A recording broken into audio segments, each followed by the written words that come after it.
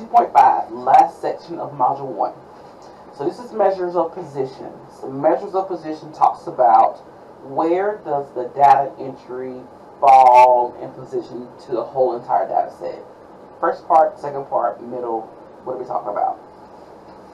Alright, so quartiles are what we deal with a lot. So let's talk about that first. So fractals are numbers that divide an ordered data set into equal parts. So it has to be in order. Quartiles are three numbers that divide the data set into four equal parts. So that makes you have numbers, and then quartile, you have numbers in your data set, and then you have a number that separates numbers in your data set, and a number that separates, and then you have other numbers in your data set. So it's three numbers that separates the data set into four parts. So quartiles does mean four, but it's four parts, not four numbers. Q2 is the median of the data set, and then Q1 is the middle of the first half and the median of the first half. Q3 is the median of the second half. So Q1 is one quarter, so we're talking about 25% of the data set. Q2 is one half, we're talking about the middle of the data set. And then Q3 is the third part of the data set. So 75% of the data set. Alright, the cost of tuition and fees, $1,000 for 25 liberal arts colleges are listed.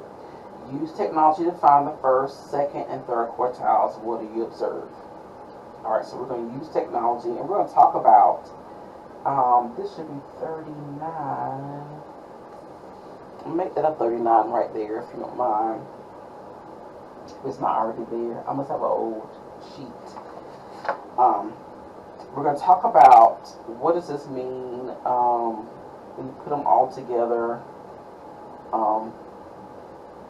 But let's put this in the calculator first. So the calculator, thankfully, already orders these numbers, so we don't have to put them in order. Not unless you're going to work them out yourself. Alright, so let's go to Stat. Edit. I'm going to type over these numbers instead of just clearing them. 55, 59, 55, 56, 57, 55, 60, 59, 61, 58, 57, 61, 59. I think I may have the wrong answers for these on my answer key, so I'm going to have to work these out with you all.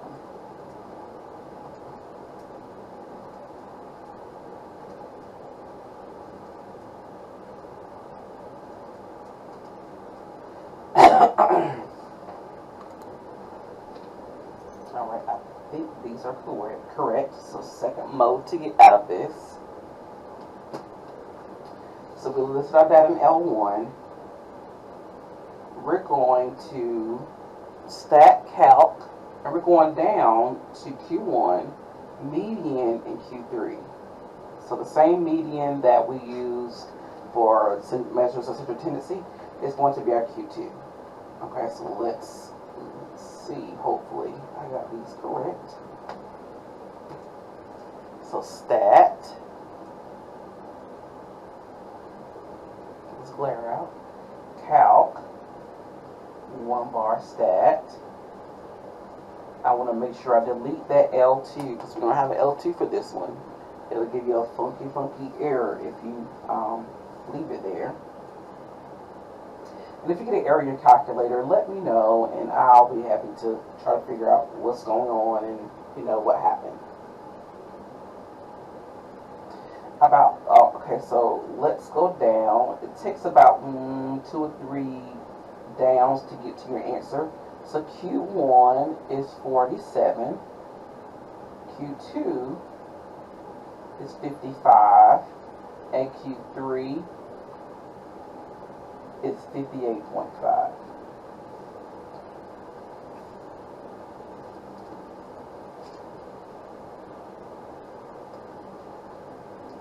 So these numbers split our data set up into equal parts.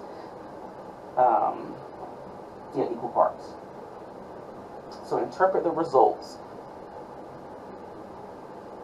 So we want to try to make this make sense. If we were to interpret this in a way, meaning somebody wants us to, figure out what our quartiles are and give it back to them in terms of the original data. So we can say about, can you see that? Okay.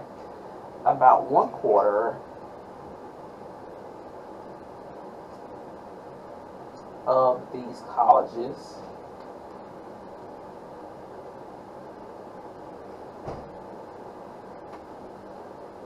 charge tuition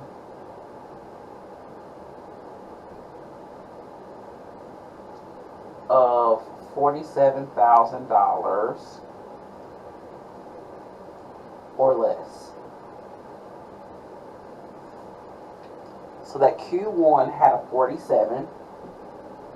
We interpreted that as 47,000. Remember, it said in thousands in the wording.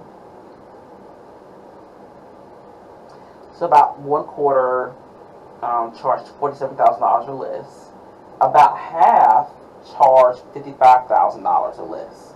So 55 is the middle of the median. So 55,000 and below that would be the tuition. Okay, so that's how you would interpret this. You can say about 3/4 charge $58,500 or less as well. Okay, so that's how you would interpret that those answers. The interquartile range. The IQR, or interquartile range, is a measure of variation that is based on position. So IQR is Q3 minus Q1. Now this is not in your formula sheet, I don't think. So you're going to have to remember this. Okay, so this is not on your formula sheet. You're going to have to remember this. This is used to identify any outliers or unusual data. So in terms of standard deviations, anything outside of 2 standard deviations is considered unusual. So now we're going to actually calculate those numbers that are considered unusual as well by using IQR. So now we have 2 ways of figuring out if a data set has anything that's weird or unusual or is an outlier. Alright, to do that, we're going to calculate the IQR, and then we're going to take 1.5 times that IQR, Q1 minus that number, Q3 plus that number. Q1 minus that number, Q3 plus that number. So let me write down what the numbers were on the first page, so you don't have to flip back and forth. And we're going to calculate our IQR first. So IQR is Q3 minus Q1. It's 58.5 minus 47.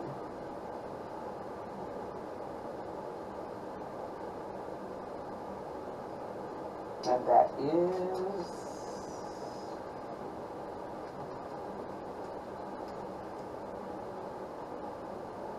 11.5. So we're going to take Q1 minus 1.5 times that. Q1 minus 1.5 times 11.5. Anything below this number is considered an outlier. Anything below this number is considered an outlier. So 47 minus 1.5 times 11.5, 29.75. So we're going to look for any number below 29.75. And then we're going to take that same formula.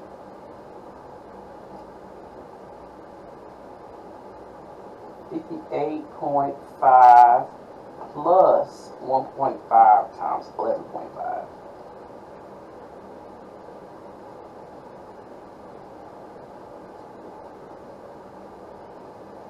So that is 58.5 plus 1.5 times 11.5.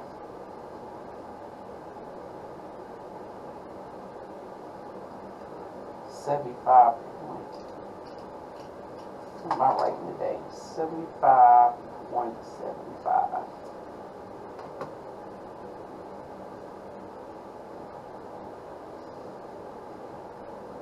Alright, so let's look at our data set, and we're going to try to find any number below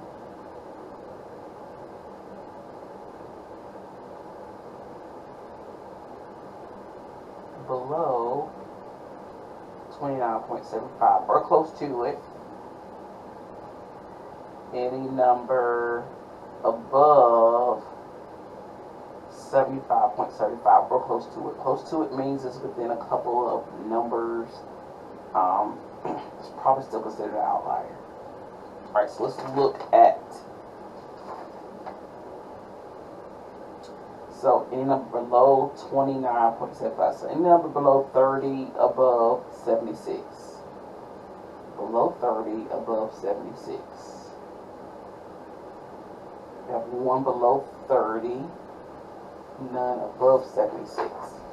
So 19 is an outlier.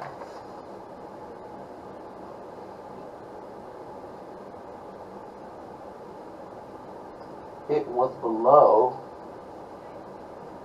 29.75. So that means that this would throw off our data set. And it also means that the mean is not a good representation of our data set. We need to use the median. Thankfully, we already have a median, so we would use that median as a best guess for our data set. Hopefully that makes sense. So let me say it one more time. So an outlier, when we calculated it, it was far removed from all of our other numbers. Not bad, just far removed. It would throw our overall view of our data set. So we would use a median, probably. That would be the best measure of central tendency to be a good representation of our data set. All right. Box and whisker plot. I think when I was in school, it was a box plot. So just in case, some of us a little dated, box plot or box and whisker plot, it's the same thing. So normally when we were traditionally, in the classroom drawing these, you would have to draw this, but now you'll probably just have to list your numbers and make sure your numbers match your graph that you see. So for the 5-number summary needed for the box and whisker plot, the minimum entry or the lowest number of your data set, Q1, Q2, Q3, and your maximum entry. And then your graph is going to look something like this. So notice the whiskers are different lengths. That's because it's not a perfect data set, and it should not be the same exact length. It should show you where there's an outlier or where there's something that's a little off. So the first dot is going to be a minimum entry. You're going to have a number line below here to make sure your scale is correct.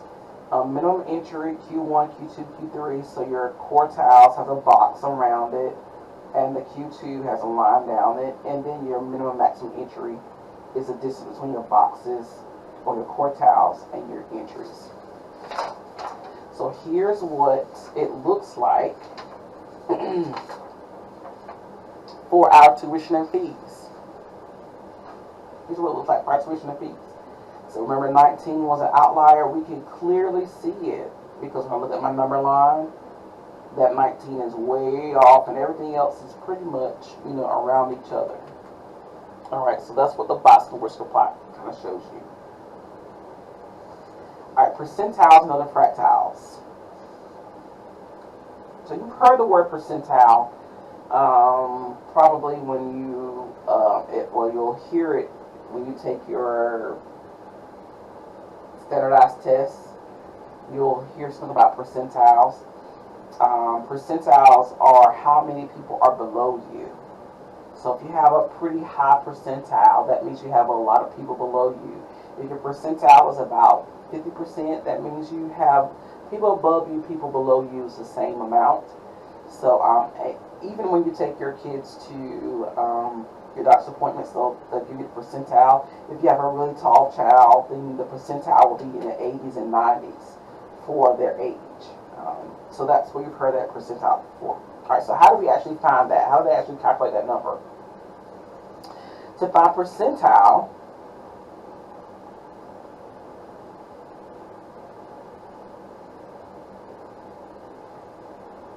that corresponds to a specific data entry, we're going to use the formula. Percentile of x. X is your data entry. The number of data entries less than x. Total number of data entries times 100. And then you want to round to the nearest whole number. So you're not going to round up. You're going to round to the nearest whole number. So we're going to use these new tuition cost numbers. They're not the same.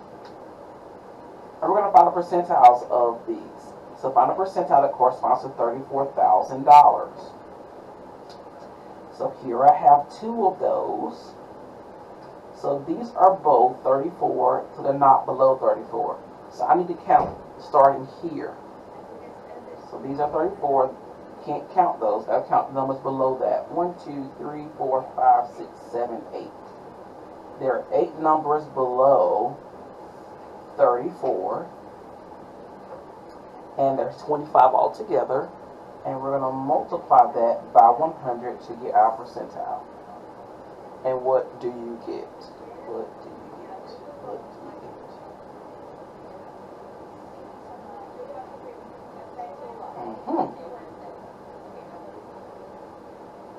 So 32 is what you get as your answer, and it's the 32nd percentile. So you have to convert it to that 32nd percentile. Look, 40. Let's look at 40. So again, there's two 40s. These are not below 40, so I can't start here. So I'm counting 1, 2, 3, 4, 5, 6, 7, 8, 9, 10, 11, 12, 13. Counting the numbers below that. They're already in order, so I didn't have to put them in order. Anytime you're dealing with percentiles and quartiles, you do have to put them in order because it does tie into the median. Remember, median, we had to put them in order. It's the same thing. Alright, let's see what you got for that one.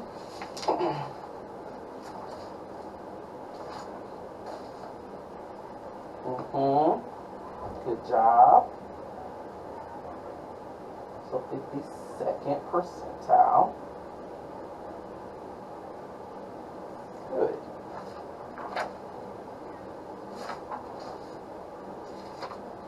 Alright, last part. Kind of sort of last part.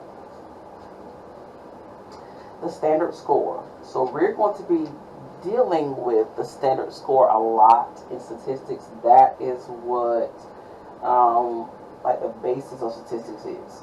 So standard score is a z-score, which is the number of the exact number of standard deviations of value x lies away from the mean. So we talked about 1, 2, 3 standard deviations, -1, -2, -3. Now we're going to get to the nitty gritty. 1.2, 1.3, -0.3, -0.4. Get to the nitty gritty. Okay, this is the formula that we're going to use.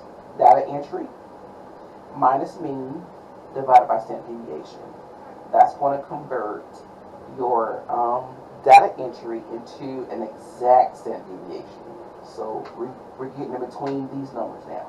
So these are standard deviations, but now we're going to call them z-scores because we're going to get in between them.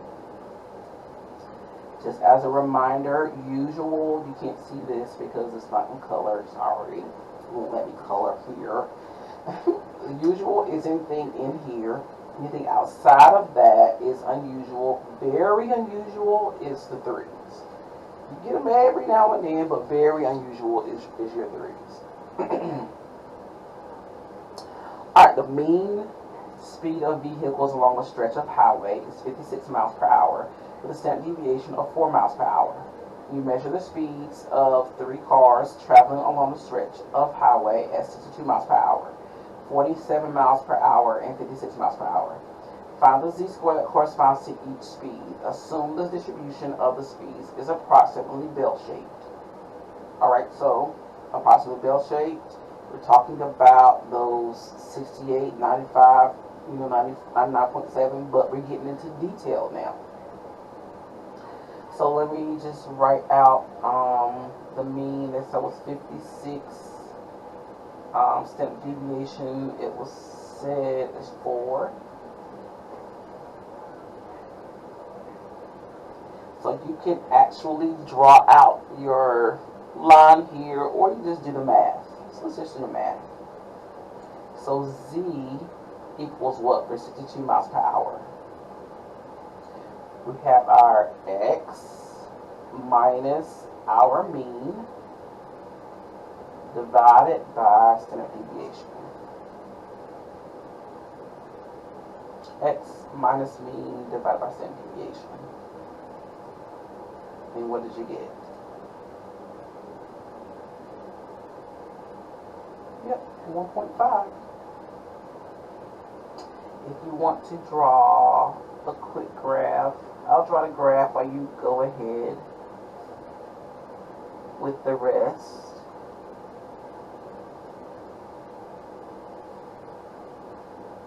Really quickly, I'm just adding and subtracting that standard deviation of 4.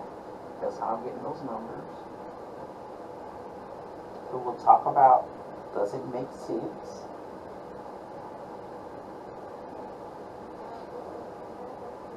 Alright, the next one, let's see if you got it. 47 minus 56 over 4.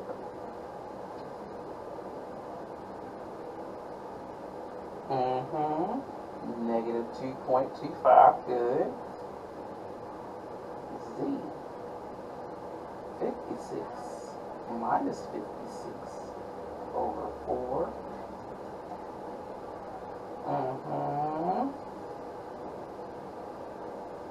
Good. So this will make sense. 56 is our X, which is also our mean, so that means our Z had to be 0, or our standard deviation, exact standard deviation is 0. Here, 47 is our X, this is our mean. 1, 2, this is outside of my usual. So this is actually unusual, so 47 miles per hour is unusual. I went to my line, it fell outside of that, and look, it's outside of negative 2. So whether it's positive 2 or negative 2, it's still unusual because 2 is unusual. Yep, 2 is unusual. Same here, 62 is about right here, so about 1.5. That makes sense for my z-score. Look at you. Look at you. Alright, so this last part is not in the book, but I like to explain this because you have homework on it. They don't do a good job of explaining it, so of course I'm going to do it for you. And I think I'm going to do it in a separate video. Yeah, let me do this in a separate video. So stop this one, and then I'm going to add on, nope, I'm just going to keep going. Might as well. Alright, z-scores and percentiles. When given an x value, it is possible to use the empirical rule to find a percentile that corresponds to an x value. Since the percentiles count the number of entries less than x, start at the 0.15th percentile and add until you reach the x value. Oh, that sounds so crazy, but we're going to work this together. The mean speed of a vehicle along a stretch of highway is 56 miles per hour, standard deviation of 4 miles per hour. You measure the speeds of 3 cars traveling along the highway as 52 miles per hour, 60 miles per hour, and 56 miles per hour. Using the empirical rule, find a percentile that corresponds to each of the speeds, so the distribution of the speeds is approximately bell-shaped.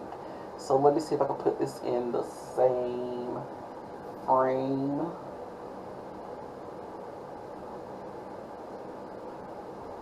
think this is the best I'm going to get. So let me see if I can just keep it here.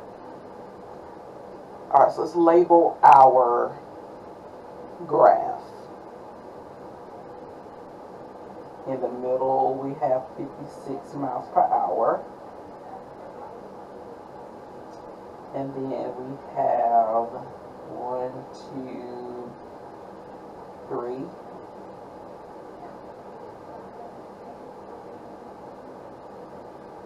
Four is our standard deviation, so 60, 64, 68. We're going backwards. 52, 48, 44. I think that's right. Now with percentiles, they don't break this down for you in the book, but again, I'm going to do this for you. So what they do is they break up your percentages. So 68% of your data is in the 1 standard deviation. You have to do the negative and the positive. So that's why you have that 34 there. Then you go to the next one, which is 95% of your data is between -2 and +2. Right, but we already accounted for 68% of our data. So what they did is they subtracted 95 and 68. If you don't quite get this, it's okay. But as long as you get these numbers that we're getting, that's the important part. I need to divide that by 2 because I have a negative and a positive. So that's where that is. So 13.5, 13.5, 34, and 34. All that equals 95%. They took the leftover from 68, divided it by 2. That's what they ended up with. Same thing for this one. 99.7. We already have 95. So when you subtract it and divide it by 2, you get 2.35%. And then on the end, the part they don't account for is 0.15%. So that 0.3% that's missing, we got to put it on the end down here.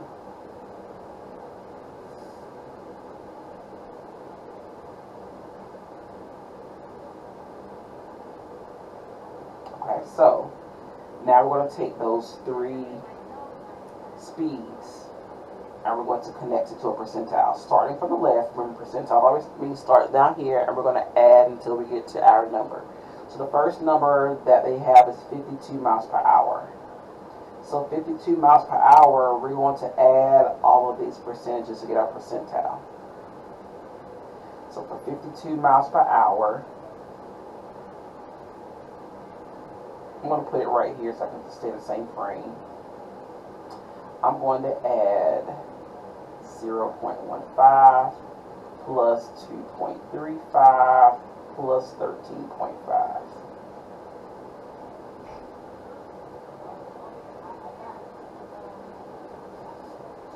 That gives me a percentile of 16.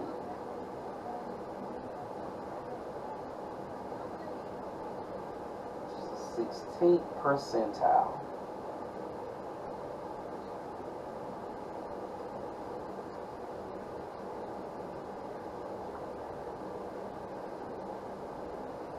Next I have 60. So let's look at 60. There's 60. So we have to add this, and this. So 60.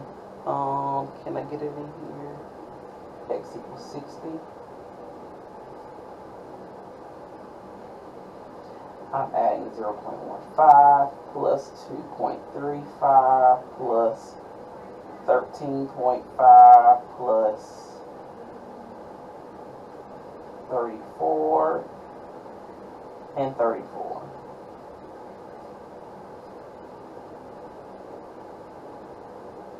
That's 60. 1, 2, 3, 4, 5. 1, 2, 3, 4, 5. And that is a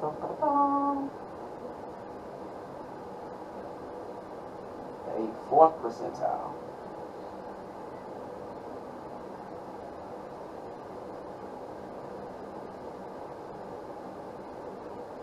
So these are the numbers you'll always use. This is not on your final exam. It's just on your homework. So I wanted to make sure I broke it down to what it actually means. It's in your 2.5 homework. Alright, the last one they want you to find is 56. Now 56 should be 50 according to this graph. But let's just make sure. 0.15, 2.35, 13.5, 34. 0.15, 2.35, 13.5, 34.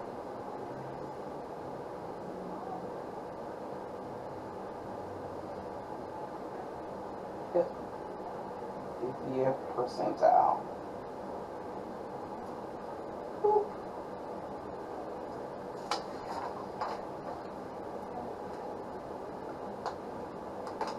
Alright, so that concludes 2.5 notes. All problems and images are taken from Elementary Statistics, Picture the World by Larson Farber, 8th edition.